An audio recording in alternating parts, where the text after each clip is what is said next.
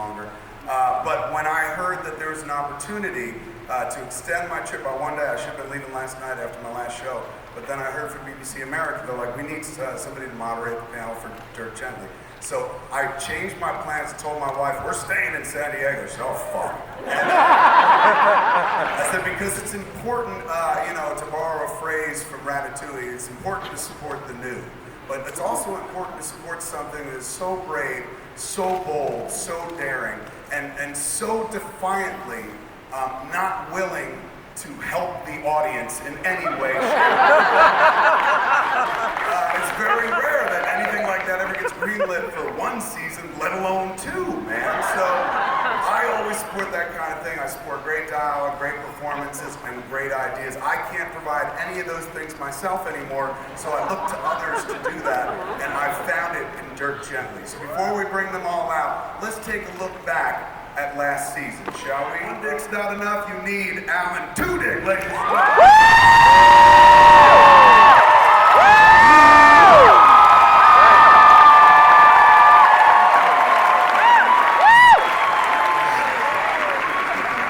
Welcome to the stage, I'm praying I get this right, Mpho, Koaho, ladies and gentlemen.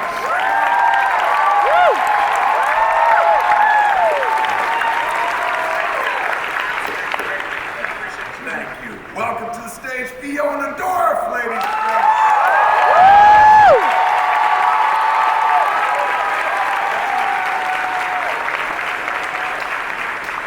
Followed very closely by Jade, Eshete, ladies and gentlemen.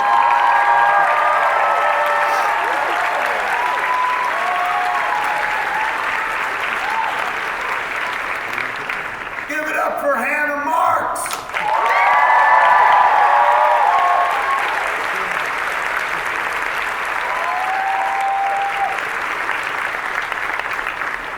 Nobody else will, ladies and gentlemen. Give it up for Elijah Wood!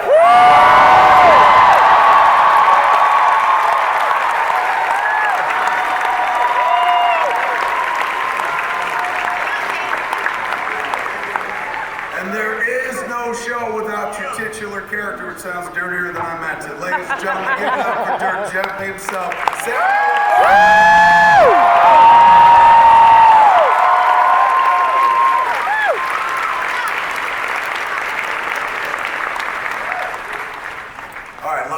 Talk to, lots to get into, much to unpack. Let's start down there with you, Robert. The show, from day one, there's this everything is connected idea and aesthetic, and you guys somehow delivered. Somehow you did connect everything, and I know the person who's the showrunner is responsible for that. Somebody sits in an office and writes some shit and goes, thank God I don't have to deal with this. And you actually have to make it happen in the real world of Vancouver. How challenging was season one? Oh, wow. Season one, well, first of all, you have to understand, a large part of my job is just, talking to Max. And listening to Max. I actually don't do that much talking. I described season one, when we were here last year, I said it was kind of like, you're a surgeon and you're trying to save the life of a patient who's actually being stabbed by the murderer while you're trying to save them. And I thought about it, I thought, well, what am I going to say this year? How am I going to, top that? And the truth is that when Max comes in at the beginning of the year, he's all these ideas, like a million things to say. I want this, and I think this should be a good idea, and we all sort of have to process that. But then, there's the reality of it. There's one thing to have all these creative ideas, nothing to try and achieve that and actually put it on film. And I kind of think of it as like trying to take a sip of water from a fire hose. you're just getting blasted in the face, and you're trying to figure out, okay, I'll just drink this much. It's always fun. Max always says to me, "Can we do that?" And I feel like a lot of my job is to say, "Sure, let's try it. Let's see what happens." And then we, get in the editing room and figure out what we should and shouldn't have done. Yeah. Max, when you're not busy pulling out your fire hose and splashing them all over his face, neck, and chest. What is... You watch my Instagram story, Kevin. What is, take me through here. This is what I would like to do. If you see a show like this, you're like, how does that happen? How does something that smart get through the process? It starts with personality. Everything in this life, in this business, starts with personality. Max is insanely good at pitching. I've watched Max pitch, and it's fucking phenomenal. Max could pitch me on the murder of my own mother, and I'd be like, let's do her in. That sounds smart. We're shooting Mpho. We have full financing. So, Max, do me a favor. I know you can't remember word for word, but can you show us what the pitch for this show was like? Well, I'll tell you something really interesting about this show. You know the panel's only an hour, right? I'll tell you something really interesting and something really true that not many people know, which is that I did not pitch this show. I wouldn't dare, I wouldn't try. It would be a fool's errand. The show's too complicated, the characters are too bizarre. I'd be told no almost immediately, no matter how charismatic I was, no matter how many hands I shook, or Comic-Con parties I went to. I was the son of Steven Spielberg and George Lucas due to an errant night in 1985. You know, like, it wouldn't matter. No one would listen to me. I'd sound like I was doing fan fiction for something that didn't exist. So what happened, I realized very early on, if I wanted to make a show that would be honest to the scope, the scale, and the tone of the books, would be that I'd have to pitch as I went. So the first thing I had to do was write a really good pilot. Except the pilot, if you've seen it, has all these unanswered questions and all this weird shit, and why is Todd in that jacket, and okay, his sister is, I guess, a character. Who's that woman on the bed? I had to write a pilot that was fun enough to read, that it served as a pitch, so I didn't have to walk into a room, so I didn't have to convince anyone, ever, because they had the Bible, they didn't need the preacher. And then, because that's only half of the job, you have to pitch at some point. I said, screw that, I'm not doing that either. Instead, I'm writing the show Bible. So I wrote 68 pages. A 68-page show Bible with detailed breakdowns of every character, multiple pages long, with long sequences in it, written in Dirk's voice. Dirk told you there was an intro, an extra, everything you needed to know about the show, including the entire mystery backwards from the start. So what happened was, the show itself, this document, became the pitch. Because I realized I could never get someone to sit down and listen to me talk for that long who wasn't dating me or being paid. Now, just to put that in context, ladies and gentlemen, in this business of show, what happens is we all try our lives to get here. Because the idea of making pretend for the rest of our lives, as we did in childhood, sounds appetizing and realistic. So when we get into the business, one of the first things that falls away is your willingness to do work for no money. Because you're like, well, now I should get paid for this sort of thing. So what he just described was multi-steps in a process where generally what happens is somebody walks in and talks about a show. And then the network goes, all right, we're going to think about it internally and have a discussion. And then maybe they tap you to write an outline or something. And if you're lucky, the next step is writing a script, which all of these steps you get paid for. And most people are like, I'll let my agent handle this. I'm not going to do any work until there's money on the table. What I just heard was that you did all of the steps before you even knew you had a TV show or a place to bring it to, free for nothing. Is that correct? That's 100% correct, but you have to keep in mind, this year I wrote an 158 essay about Carly Rae Jepsen. I was trying to give you praise, and then you remind everybody you're an idiot. I mean, like, it sounds like I'm wildly prolific and ambitious, but I mean, the truth is I'm just a buffoon, sort of. Someone gave Microsoft Word and Final Draft to, and it's just been a mess ever since. How, and this is for those in the audience who like the writerly art, how often do you write every day? Is there a schedule, or do you write because you want to, so there is no schedule? I have no schedule and only write when I think I have a good idea. I find that the stuff I write when I force myself to write is really hard, and that means when I'm on, like Rob and I have been in. Yeah, you know, like when you actually need a script to shoot. Yeah, and so it'll be like you have a week to write, you know, this 60-page thing, and I'll be like, I don't really feel like writing, and then it'll be Friday, and I'll go, I guess I write it now, and then it's done. And that's my only cool skill as a human being. That's it. I don't have anything else. I can't juggle anymore. I forgot how. Anymore? Did you Yeah. not used to be able to juggle? I'm a mediocre kisser. I have like writing, and I found a website that lets me make shirts. You have yo-yo skills. What? Oh yeah, I've gotten better at yo-yo this season. Let's confirm though something. Elijah, is he a terrible mediocre kisser? Yeah, Elijah, is he? I have no idea. Let's talk to the cast because, my lord, how frustrating it must be to deal with what we just heard. Schedules coming in at the last minute, not knowing where your character is going to be at the end of the season, looking at a script and going, this reads smart, but I don't know if I can pull this off. Well, I guess I'll help. What is the idea when you see a script, not just the first one, but every script for Dirk Gently? Is there a feeling of huzzah or a feeling of let's do this? Like what? Tell me. Well, I think it's more huzzah, definitely.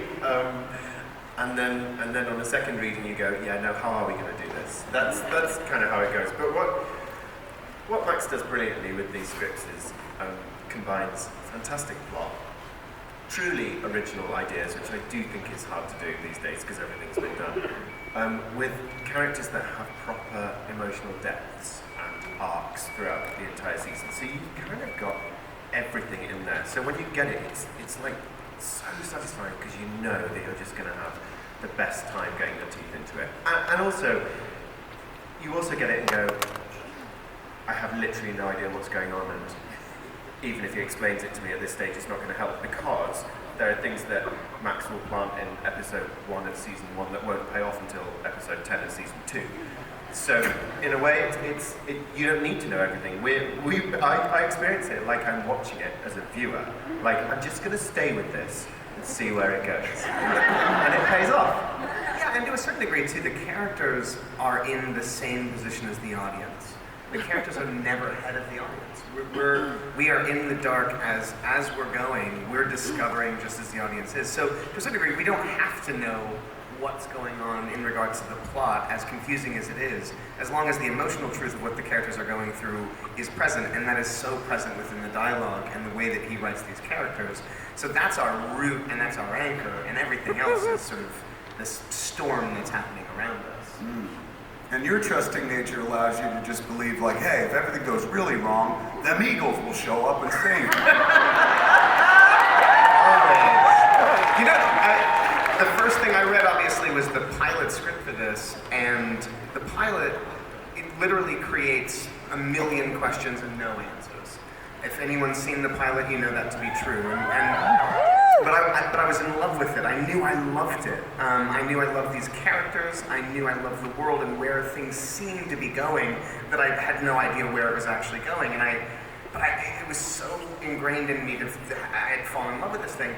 And so I ended up having a Skype with Rob and Max, where they then described what the season was going to be and ultimately where my character was going to go. And there's a moment in the first episode where Todd sees himself.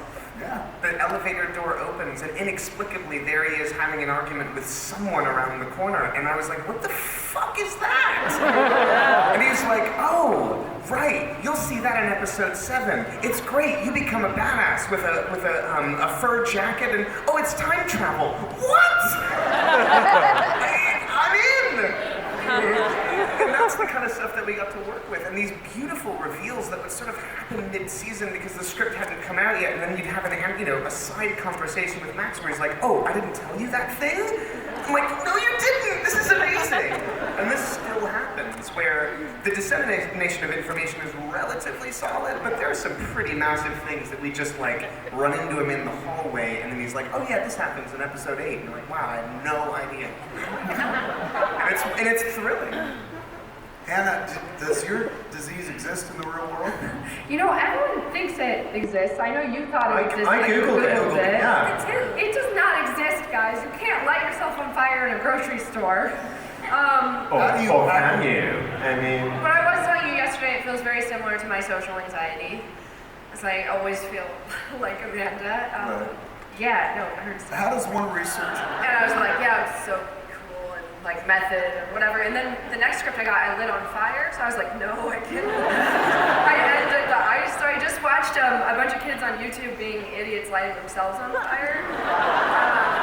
That's amazing. Because I just got in worse and worse scenarios and positions as Amanda, and I can't actually do them as Hannah anymore and still be alive for the show. So yeah, now I'm just being a regular actor. You had your own like jackass on the side. Yeah, I did. I was like dipping my toe in an ice bucket, and I was like, I did it. Jade, did you know when you were hired for the show that you were going to be playing the muscle, essentially? You know, that's a funny story. I did know that and immediately said, no, I can't do this. You want to see me for this? Something's wrong. And I think I delayed even like really reading it or putting myself on tape for it. So I was like, there's no way. You see. Never mind. So, yeah. And then once I got it, and I thought that, well, maybe they'll tweak it, because I mean, I'm tiny. She's supposed to like take down 10 guys in 2 seconds. How's that gonna work? How are we gonna do that? Nope, no changes. That happened day one. So yeah, I go to the gym now. I work with, like, you know, fight trainers, and like, yeah, it's legit.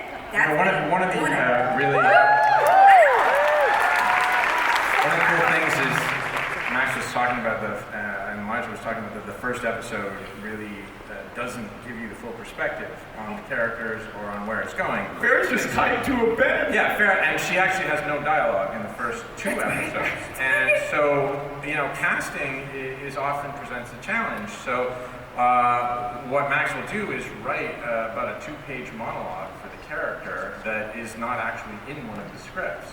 But inevitably he falls in love with it, and it eventually goes in a script somewhere down the line. And, you know, for example, there was initially quite a long monologue for Sheriff Hobbs, who Tyler plays. He never actually read it because he didn't audition.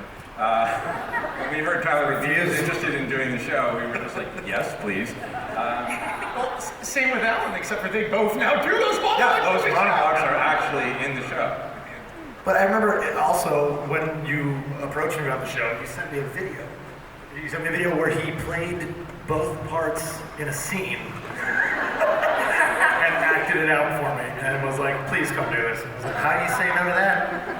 That was amazing. One of the best things I've ever seen. Can I just say we did a table read recently where Max was the narrator and also playing several characters within a scene at once.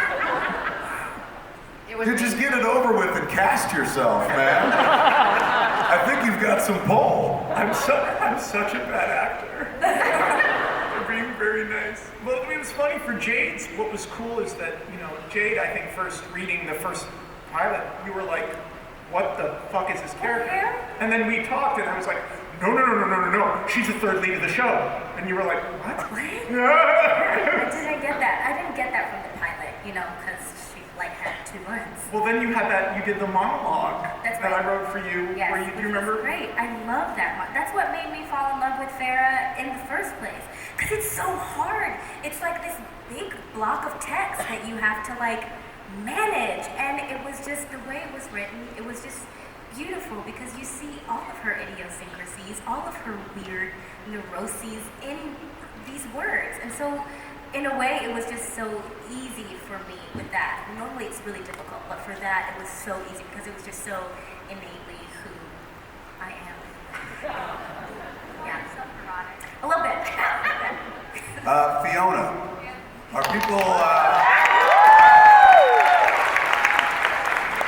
people just absolutely terrified of you now in real life? Like, Maybe they always were. We don't know. what's it like now when you go out in the world post Dirk? You know, I get recognized on dating sites in Vancouver, which Swipe left. and they'll like think of little puns to send me, and if they ever do that, I don't write them back. Just heads up. Yeah, man, I don't know. It's fun. As a woman, you very rarely get to like, you know, physically let yourself go, which is so liberating. And, you know, play a totally unsexualized, fun, creepy girl from Jersey. I don't know where that came from. Yeah, as a guy from Jersey, I don't know what's going on with that accent. Nobody's asking you. So. Can she talk like more normal? Is there a way we can make her look just a little bit prettier? And we looked at so many parts. Fiona, I was like, yeah. No, she can't talk more normal. We can talk less normal. I taped this audition like 100 times because I kept watching it and I'd known Max for a couple years and I was like, there's no way I could send that to somebody I know. It's just so embarrassing. But then after a long enough time with it, I got it to a place where it felt like a person, whatever kind of person she is. It felt like a grounded person just from Jersey. Mpho, how was your first year? I thought you were Canadian, man. I know, most people do think I'm Canadian. I'm from New Jersey, from the Canadian part of New Jersey. But back to you. How was your season one? The first year was it's quite the experience for me. I do a lot of drama stuff, a lot of tough guy stuff, where I'm either shooting somebody or crying over something emotional, and it was a great opportunity to play the comedy for the first time. Really, I don't think anybody's ever seen me do that. And so it was a challenge that I really relished in, and this has been a really, really, really fun season, especially the first one for me. Just getting the opportunity to play such a squirrely, scared, shaken up, uncomfortable. Screamy? Can we add screamy to that? Has to go to the washroom probably in every scene. Tight. I just feel like Canada got to do number 2 in this every scene. Right. So after you get past, number 2 in your pants every scene, it's a hell of a lot of fun. Every scene? Yeah. You too? Well, I was method acting too. Mpho, had you really not done comedy? Say that again, dude? Mpho, had you really not done comedy before this? I had maybe done like a tip project, which is a very low budget Canadian type of comedic opportunity, and I'm somebody that has been yelled at to do stand-up for a long time, and I'd like to try this. I'd try it now. Generally, I just get yelled at with no motivation or job ambition attached. Alan and Tyler, you guys are joining for season 2.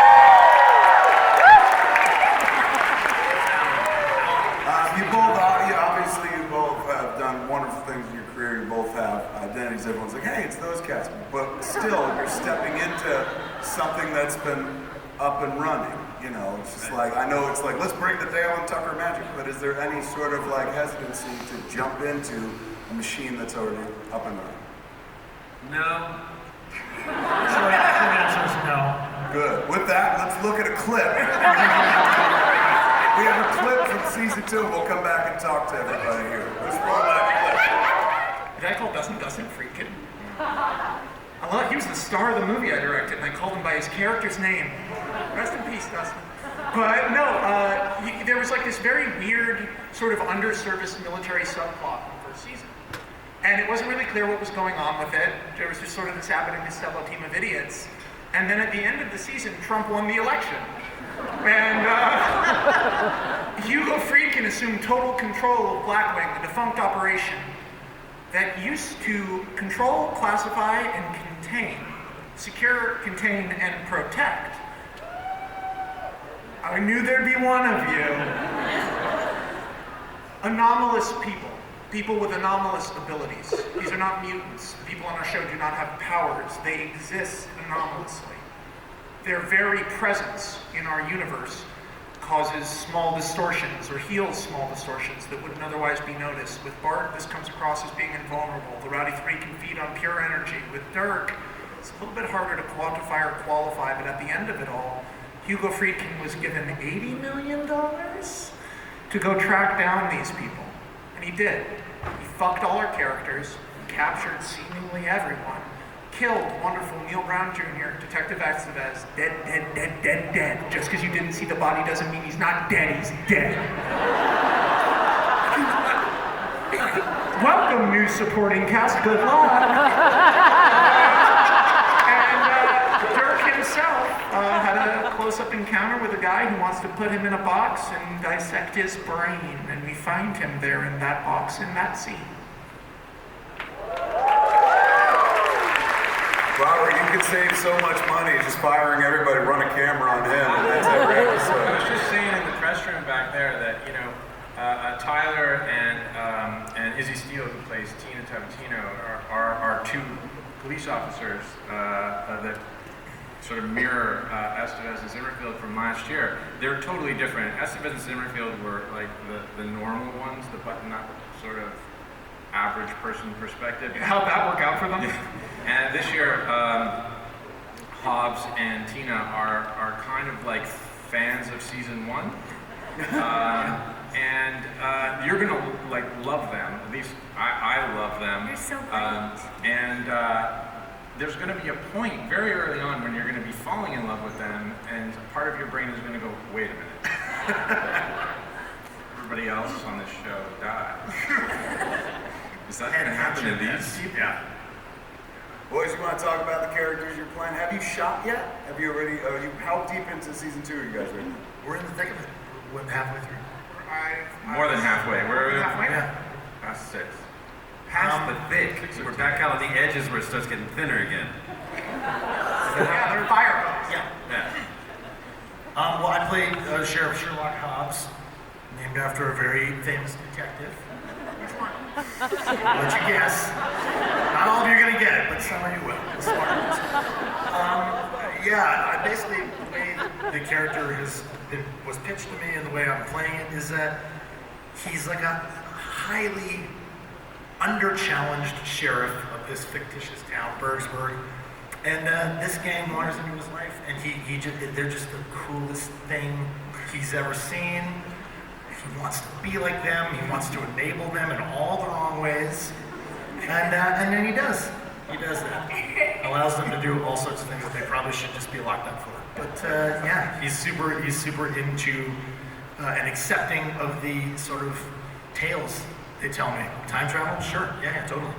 I'm on board with that. Yeah. We should probably just wind back like ever so briefly and just explain to these nice people that the whole idea behind Dirk Gently is that every season is a whole new case.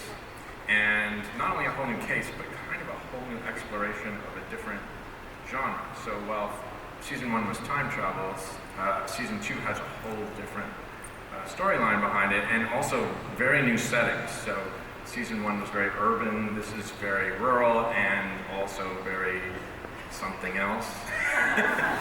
Very something else. You know that thing we're not supposed to talk about? Yeah, we can't talk about it at Comic-Con, people freak out. Wait, hey, Alan, who do you play on the TV show? So I play Mr. Priest, who is, he's a bad guy.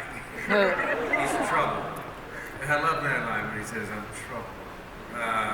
He's a bad man. And he's after, he's tracking the anomalies. Feels like they need to be locked back up. They're dangerous and they need to be locked up and have a big gun. And I shoot it. Yeah, that's not a euphemism. You were just telling me this morning that you actually have never fired a machine gun. No, I hadn't. And what's great about a machine gun is you don't have to act. If you're playing a badass, you point it, and this is the only muscle you need right there, and you're suddenly. Want that? Yeah, you're suddenly a badass. I've always been a badass. That's very nice. How much effort do you actually have to put in to look cool? So much. Being cool. Because you pulled it off. Oh, that's very nice.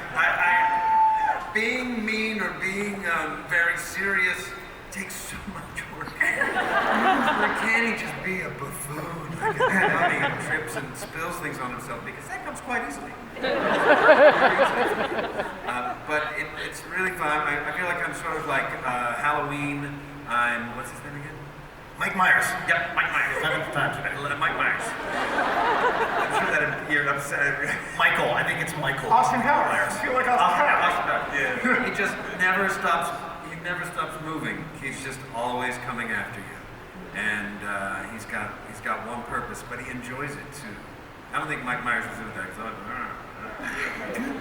Stop calling him Mike Myers. Michael Myers. Mike Myers is a comedian. I call him MN.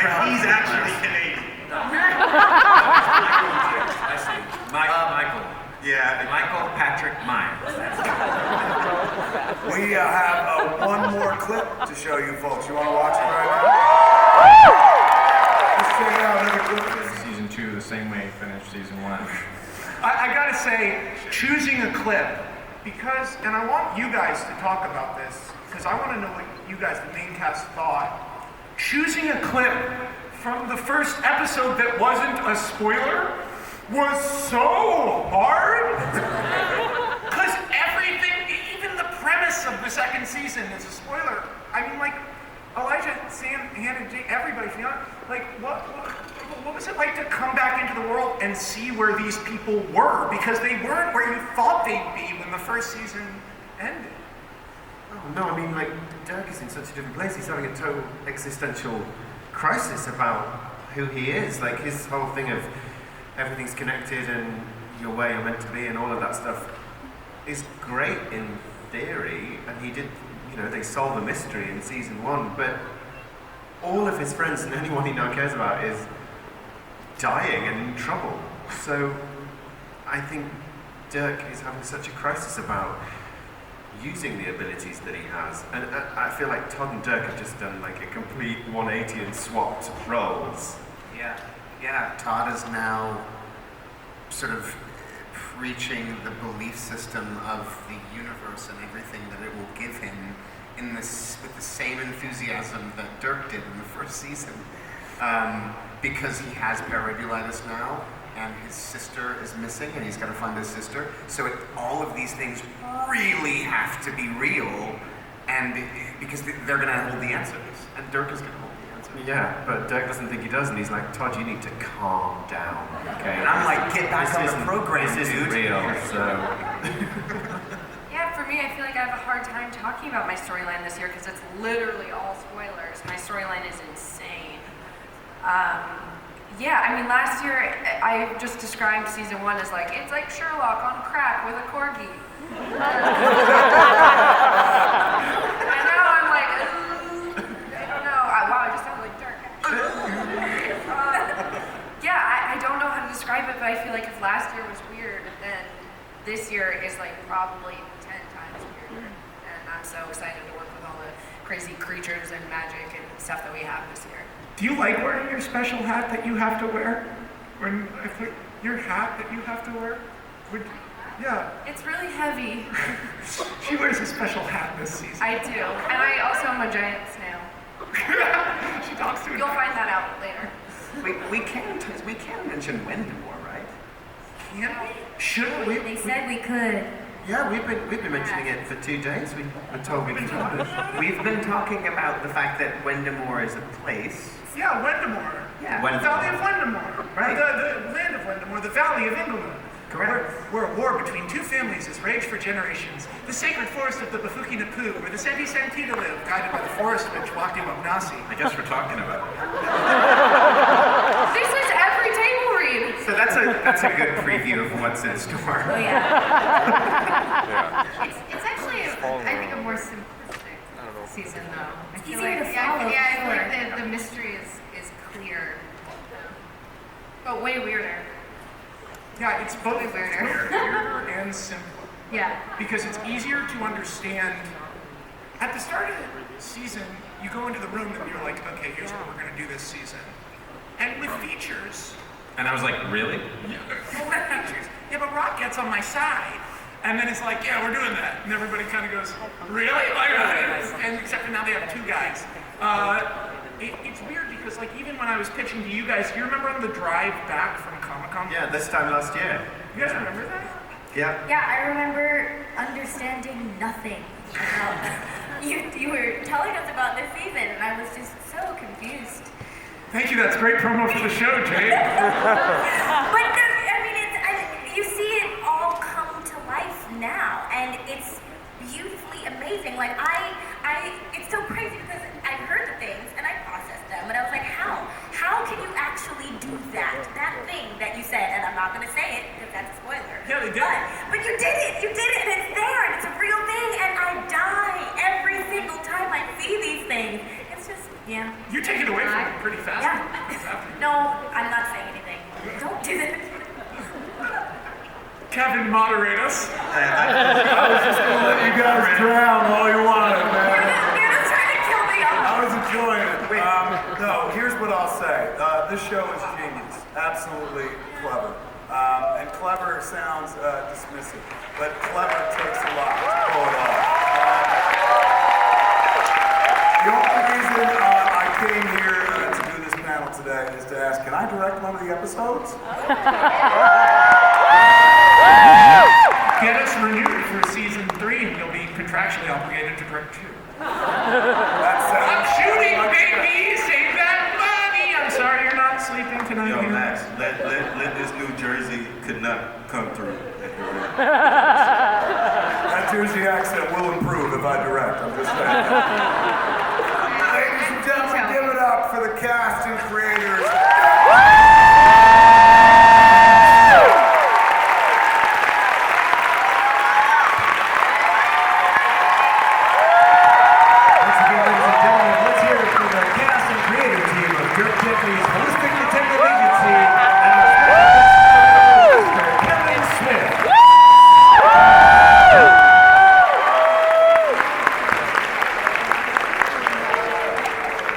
Coming up in just a few short minutes, ladies and gentlemen, our final panel of the day in Hall H, Doctor Who, BBC